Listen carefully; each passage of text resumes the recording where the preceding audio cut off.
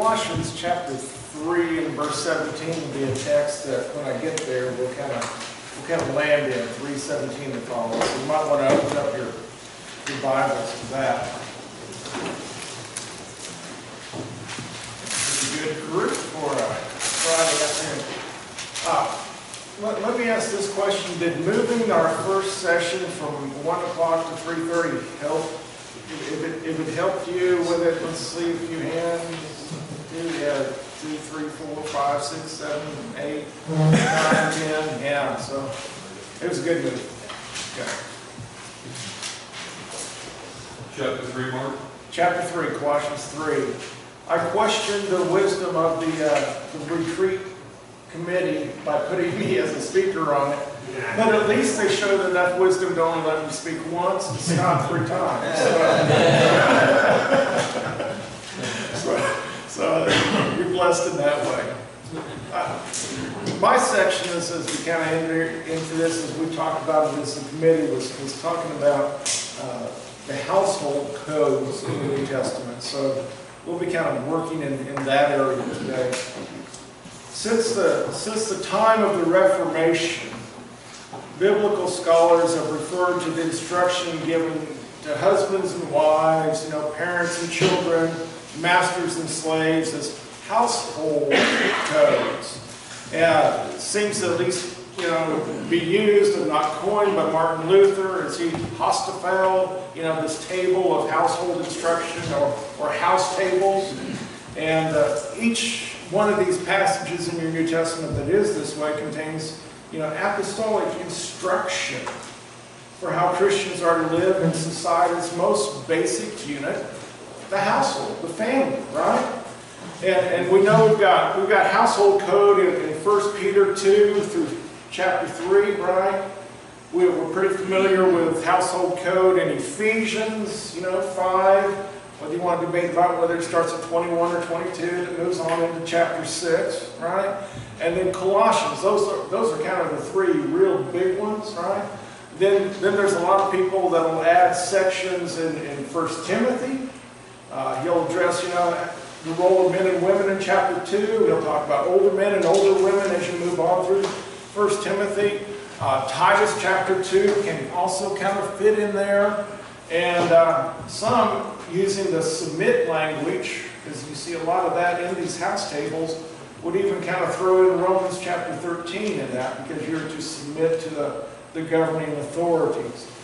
And so there's kind of your outline of your basic text that you look to in your New Testament for household codes. And there has been a lot of discussion about household codes out there. Because I don't know if you're aware of it or not everybody likes the New Testament teachings and the household codes. They are controversial. And if you get something controversial, then you've got to figure out where did it come from, right? And so some interpreters believe that the New Testament household codes consist only of kind of the conventional morality of the day, of the first century, right?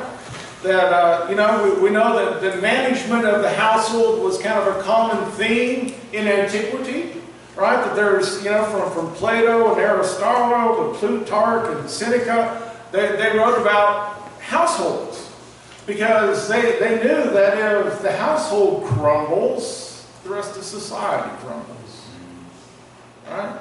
So you've got a lot of, writings like this. You have this clearly in the Jewish writings, right? You've got it in the wisdom literature of your Old Testament. Philo over in Alexandria, Egypt will write stuff that kind of looks somewhat like this, right? And although all those writers had some very different views on how the head of the household was to relate to his wife, his children, his slaves, all shared the belief that an orderly relationship in the household where each member knows their role, their place, their function, what place they occupy, however you want to say that, that is necessary for the well-being of society. Okay? And kind of the common values as you read those guys was what? It's the submission of wives, and the obedience of children, and the obedience of slaves. Okay? So some will say, look, this is kind of just what everybody wrote about back then. And your New Testament's doing the same thing.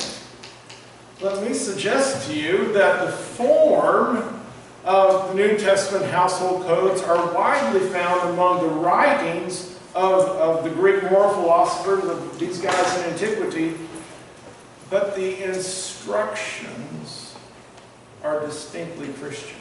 Did you hear what I said to that? Form, yeah, sure. Other people are writing about these types of things. But what is specifically given in your New Testament is distinctly Christian. That's pretty important. And I'll try to make that case the farther that we go in here. Okay? And the variety of forms of the household code in the New Testament suggests that these codes kind of emerge in a variety of ways to fit the needs of the congregations. Right? Or else you would have only needed one of them. You with me here? For instance, when you compare Ephesians and Colossians household code, guess what happens? Ephesians devote what out of husbands, wives.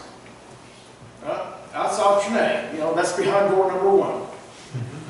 Behind door number 2 is parents and children, and behind door number 3 is masters and slaves. Behind which one of those doors gets the most attention in Ephesians? Husband. Door number 1. Door number. It's not Vanna. Who goes on those doors? Right. Door number 1. It's husbands and wives. Right. That's who gets. But in Colossians, same 3 door options. Door number 1, 2, and 3. Right. Husbands and wives, children and parents. Masters and slaves. Who gets the most attention? Number 3, masters and slaves. Why is that? Because apparently when Paul's writing to Colossae, that's of greater need than when he wrote to Ephesians. And the husband and wife relationship in Ephesians is a greater need for that setting than it is at Colossae. You with me there? Okay? That's why when you look at 1 Peter, you've got some different emphasis there. He throws in about this submission to the authorities, doesn't he? As he starts off his household code. Okay? So your life situation these letters are written into kind of controls some of the material and how that material is given as you look at it. Am I saying that none of that means they're not inspired? I did not say that. And if you go away here thinking that, you're thinking wrong. This is all inspired by God, but God is doing what? He's using these New Testament authors, whether it's Peter or Paul, or, you know, to address specific needs of congregations. I would suggest to you, all your New Testament documents are occasional documents. They're written to specific occasions, right? And so therefore, they're primarily addressing some of the needs at that time. Okay? So that's all that thing is saying, is that these kind of arose. Because if you notice, all those letters that I kind of read off to you where we think household codes are, except for the Romans one, Ephesians, Colossians, 1 Peter, right? Timothy, Titus. When were they written? All those are 60s. All those are, isn't that interesting that we get all our household codes kind of from the same time period? And they're not coming from earlier in Christianity. Okay? So there's something going on with that. But that's not my case today. Okay? Maybe Scott can. Row number 2 there. So what's the purpose of the household code in the New Testament? And again, this is something that's debated. And some argue that they were included in response to social unrest. For instance, the slaves in the church, because you've got a text like Colossians chapter 3 and verse 11. There's neither, Greek nor Jew. circumcised, uncircumcised, barbarian, Scythian, slave or free. Well, what if you're a slave and you become a Christian? What does that mean to your relationship? Or when you get the Galatian letter in Galatians 3:28, right? Neither Jew nor Greek, slave or free. And so some are postulating that the reason that we have these things is because the slaves that were Christians were kind of rebelling and saying we should be free. Others, this is where you may have tuned out by now. Tune back in. I know we don't have slaves, but this is very real. This next one for us right now. Others have argued that the egalitarian movements, maybe you'd hear women's lib, greater responsibilities and roles for women. Okay? Within Christianity, created a crisis in kind of the public image of the congregations, and therefore the writers responded by urging readers just to adapt to their social environment. I'm telling you, there are forces at work in our society today that really like that answer. They want that answer. Because if that's the answer, it's just a social thing from the first century, that allows a whole lot of other stuff to go on. Okay? In other words, Paul and Peter are just kind of going with the philosophy of go along to get along. And therefore, really, these codes in your New Testament are kind of substandard and really don't reflect genuine Christianity, but to give it a good image at that time, they just went with it. Okay? In other words, they're an accommodation to the culture of their time. Don't buy it. Amen. The evidence in the New Testament text does not support those kind of suggestions. When you see these household codes, they're not just about slaves who want to be free, are they? Right? If that's what they're writing in response to, that's what you think they'd be writing about. But all of a sudden you have in the household codes, you have these different relationships. It's not just, if it's just women's movement, right? Why are you talking about slaves? You see where we're at here? In other words, those kind of theories, there's probably a lot of current day currency out there that's making those ideas really good, look good to people, but they're not supported by the biblical text. Okay? And so don't go there. But I'm telling you, you're going to continue to hear, probably with greater fervor, people saying stuff like that. You have this kind of development of the codes. They clearly, when I listed off household codes to you, I didn't use Matthew, Mark, Luke, or John, did I? But there comes the question of what happens when you read Acts and you find entire households being baptized, right? And so at some point they're asking questions about how do we relate to each other in the church as a household. And so that's kind of what gives the impetus, right, for these household codes to come up, okay? And so that's kind of where they developed. And let me suggest then that each of these New Testament household codes has maybe a somewhat different purpose.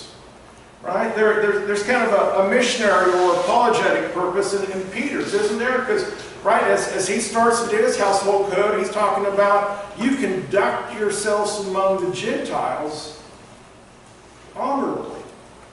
Right? In other words, you live the right kind of life. There's kind of a missionary way of doing this household stuff, right? You see the same kind of thing with the Titus text in Titus 2:5. Be self-controlled, pure, workers at home, kind, submissive to their own husbands. Why? That the word of God may not be reviled. Right? So you see kind of a purpose going on of, listen, if you do household the right way, that's got this kind of apologetic purpose, this kind of missionary purpose.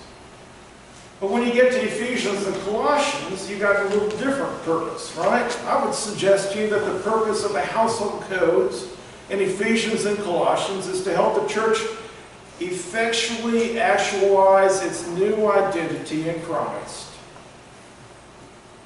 Do I need to unpack that? In other words, Paul says in Christ you're new creation, right? You've got a new identity in Christ. I have to back up for Brian there. And so how do you go about living that out?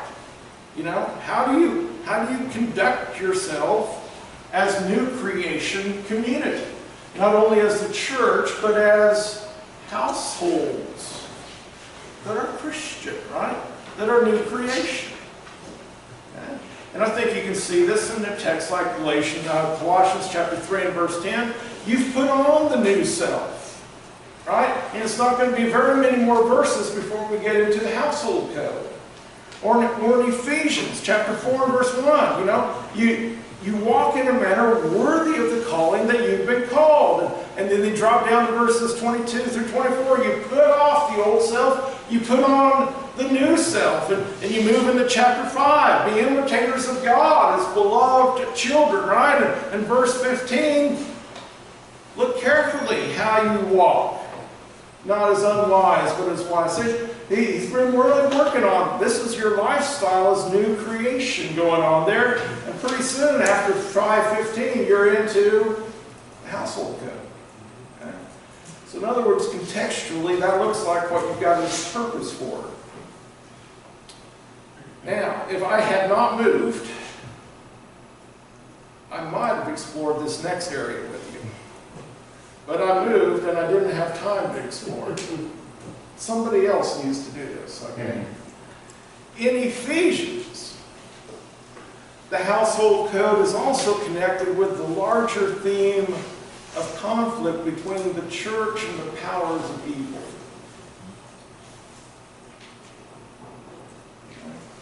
Ephesians has got a clear emphasis on the spiritual warfare going on, right?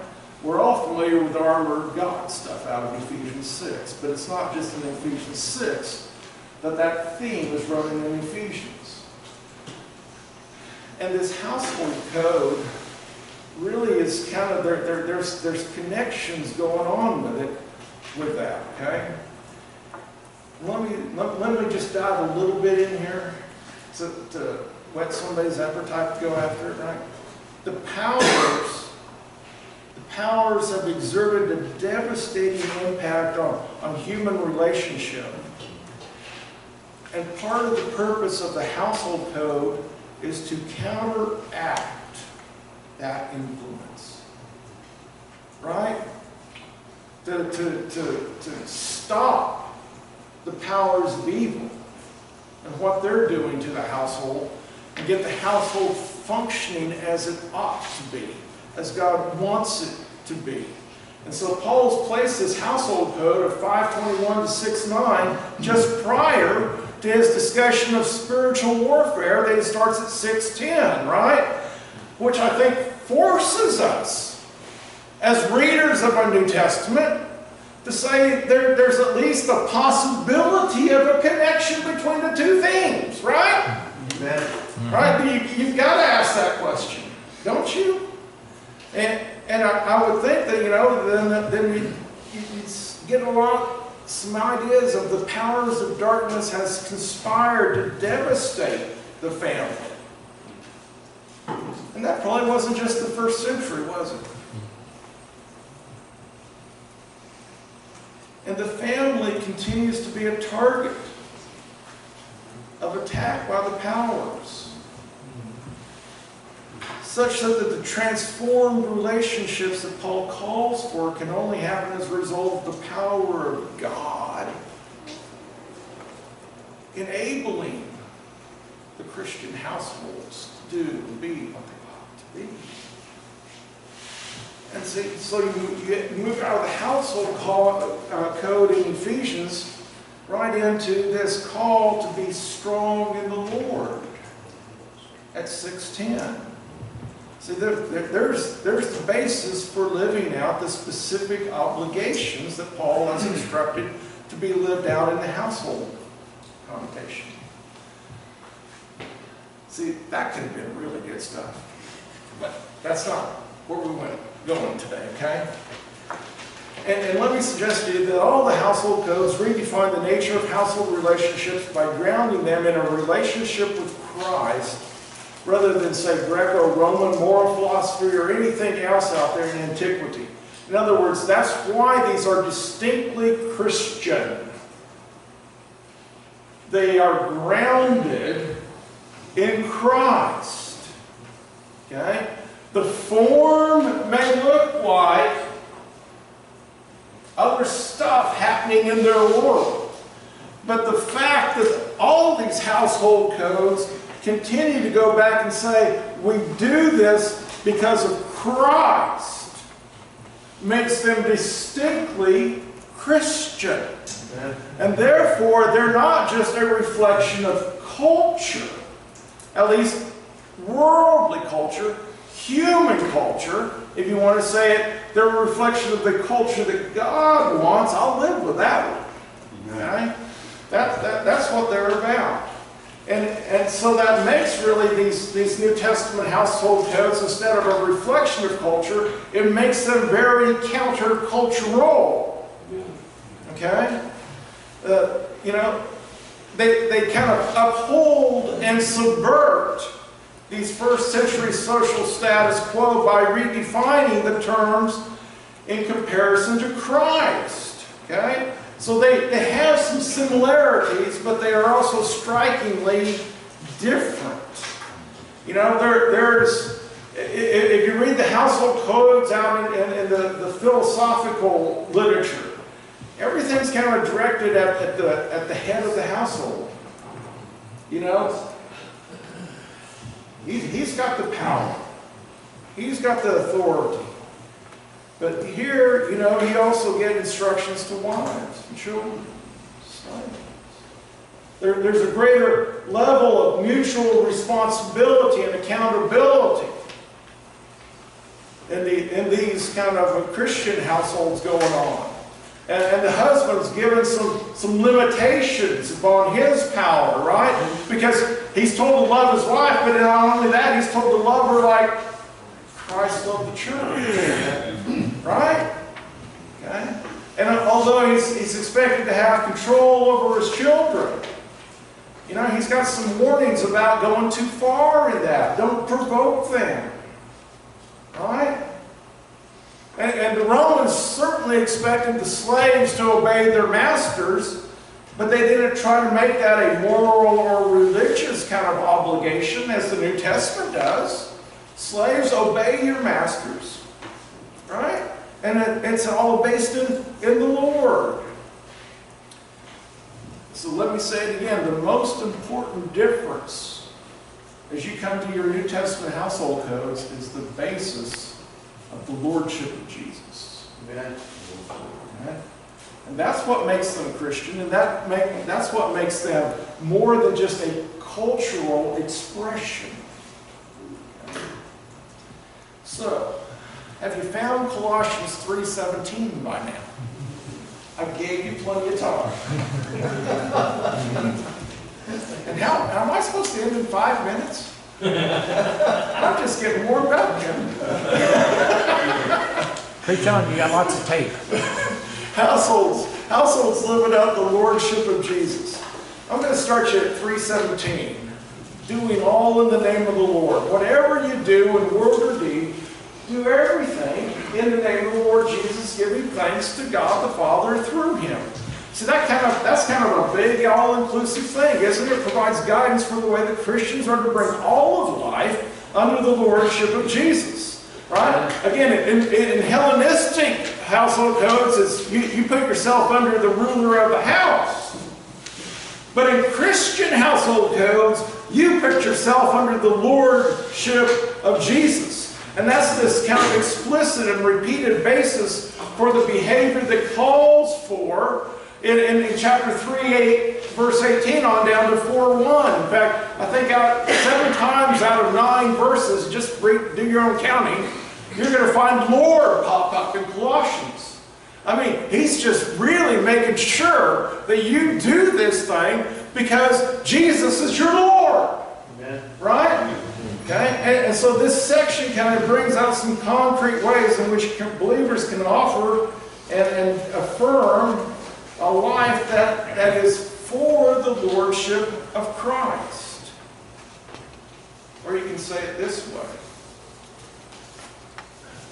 The confession that Jesus is Lord must be manifested in our daily lives. Right. Yeah. Especially in the household setting. Okay. And even kind of the authority figures in these things, right? The husbands, the parents, the masters must submit to the lordship of Jesus. Okay. So let me run through a few of these things, point out some things that I think are out there, get you stirred up, ask questions about. Concerning wives and husbands, there's this 3:18, wives, submit to your husbands as is fitting in the Lord. Well, the word there is the gune, which can be translated wife or woman, right? In this context, it's pretty clear that this is about a wife, right? You have the same thing going on for husband, going on with an heir that can be husband or man, but in this context, with them paired up, we're pretty sure that we're talking about husbands and wives, right? Then you have submit. In the Septuagint, Greek, Old Testament in Greek, maybe it's a better way to say that, right? This word occurs 30 times. And it often refers to submission in the secular realm, particularly to military and state kind of references. This verb occurs 38 times in the New Testament, 23 of them in Paul, and each time it deals with some sort of order. Okay? It can at times denote forcible subjecting. There's texts about God or Christ subjecting the evil powers. That's pretty forcible, right? There's a time that we're still looking for in the future where everything is subjected under God's power, right? We're familiar with the Romans 8 passage about God put creation in subjection, right? That's kind of a forcible subjection. But what's really particularly characteristic of the New Testament usage of this word are exhortations to voluntarily put oneself under the authority or direction of someone or something else. And notice something very important in this Colossian text, that in 3:18, wives are to submit to your husbands. In Colossians 3:20, children are to obey parents in everything. And in 3:22, slaves obey in everything those who are your earthly masters. In other words, the word used here in 3:18 about what wives do with the husbands is different than what's used of children and slaves. And also for children and slaves, Paul adds, in everything. Just let that one sink in. Because that's a little different than the colonial, I'm the king of the castle mentality that some people think a text like this is teaching. Okay? And that's just done by comparing the 3 verses there. Okay?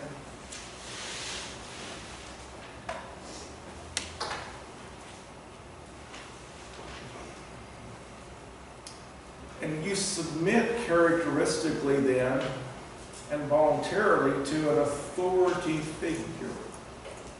with this word in the New Testament. Okay? It might be a soldier who submits to the superior. It might be slaves submitting to their masters. Okay? It might be younger people submitting to older people. One that you should like where this word occurs is interesting, right? In Luke 2:51, he went down with them and came to Nazareth, and he continued in subjection to them. Who is the he in Luke 2:51? Jesus. Who is the them? Mary. Yeah, Joseph and Mary. He, Jesus, that's what the text says, isn't it? To parents. Let me already clue off then. Being in submission doesn't mean you're inferior. Right? It doesn't mean you're inferior. Okay? And so you've got words like that about submitting to one's parents, submitting to governing authority, submitting to the law, submitting to Christ. And even Christ will be submitted to the Father at the end, according to 1 Corinthians chapter 15 and verse 28. And so the word primarily has the idea of giving up one's own right or will to subordinate oneself. Again, not an indication of inferiority. And this text in Colossians 3:18, I'll get a little technical with you, is a present committal imperative. She has got a command to submit herself to her husband. It's what she does for herself. There's that voluntary nature of that. Now let me deal with one other thing with this submission thing that I'll probably get people upset with me about. Especially from the Ephesians 5:21 text, you hear this idea of, I guess I should have given you that slide, right? Submit period. I just said that one, okay? Read that. Okay. Let me move to the next one. Ephesians, submit yourselves to one another. I often hear that used about mutual submission. But I want you to think that through. I don't think that's totally what you want to say. Okay? Mutual submission doesn't fit the sections on husbands and wives and parents and masters, does it? If you want to talk about mutual submission, you're not talking about parents submitting to their children. I mean, that's in the Ephesians text, isn't it? And you're not talking about masters submitting to slaves, are you?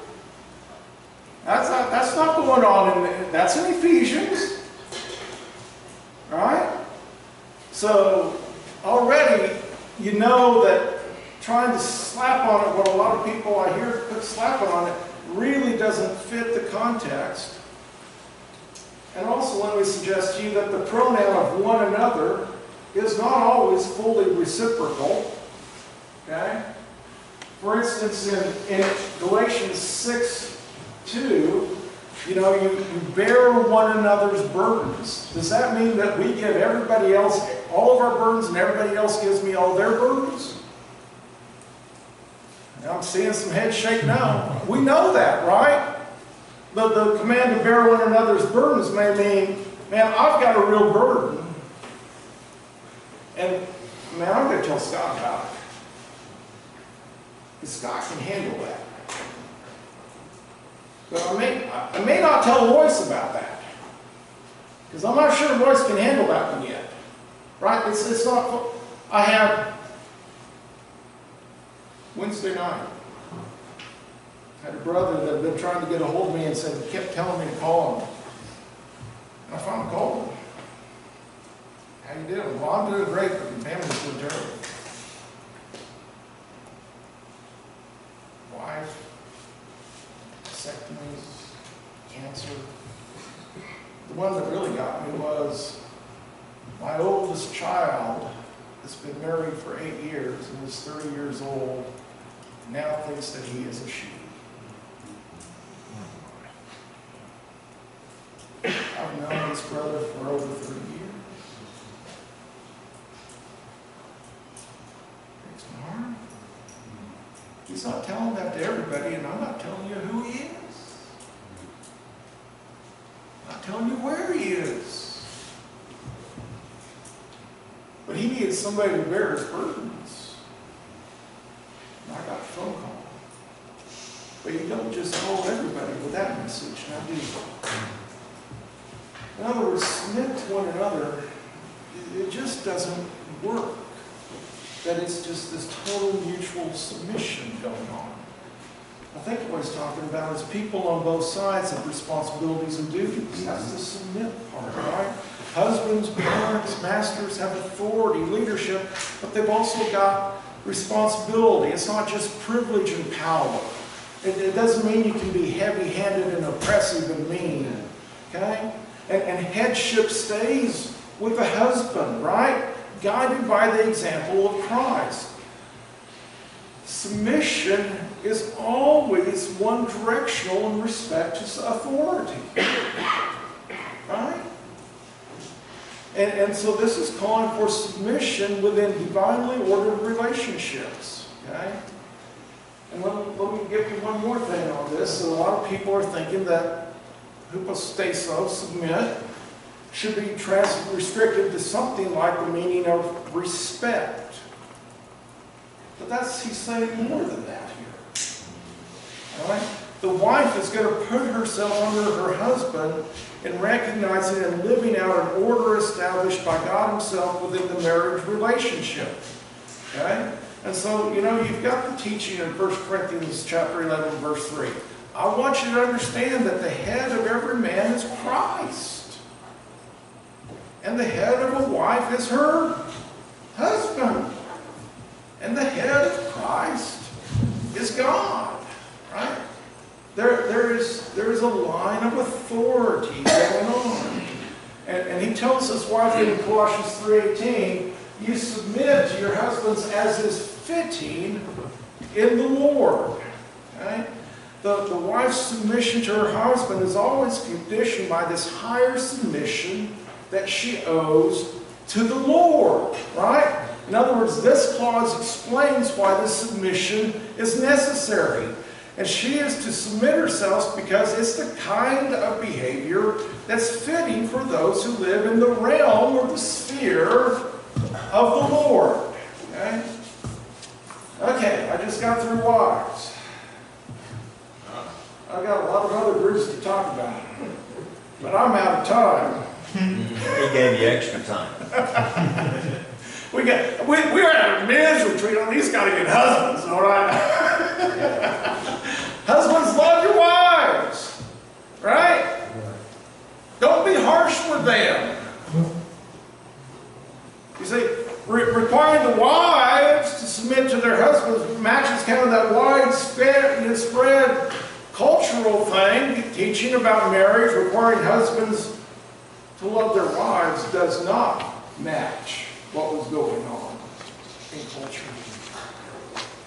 In fact, according to the research that I did, and I gave you a bibliography, that's a good jumping off place. I looked at a lot more stuff than that, but I thought those were some of the better, and you'll see some of the counter issues and issues going on in that stuff. No other code that we've discovered from the ancient world required husbands to love their wives. And Christianity is distinct in its household relationships. Husbands, love your wives. And love was largely absent from Hellenistic and even Jewish discussions about marital relationships. What do you mean, love your wives? Well, in Colossians, the only other occurrence of the verb love refers to God's love for us as people. Colossians chapter 3 and verse 12. Put on then as God's chosen ones, holy and beloved. My preaching's gone to the dogs. It's happened before. And it will probably happen again. Right? The noun form of the word love also occurs in chapter 3 and verse 14 of Colossians. Above all these things, put on love. And we're probably more familiar with the kind of the expansion of that over in Ephesians 5:25. Love your wives as Christ loved the church and gave himself up for her. You see, the love that's called for here is not simply about emotional or sexual. It's defined by the will and the action of the one who willingly considered others as the object of his concern. Right? The one who died for us. And then Paul says what? Don't be harsh with them. Don't embitter them, right? You don't want to be that, have them bitter.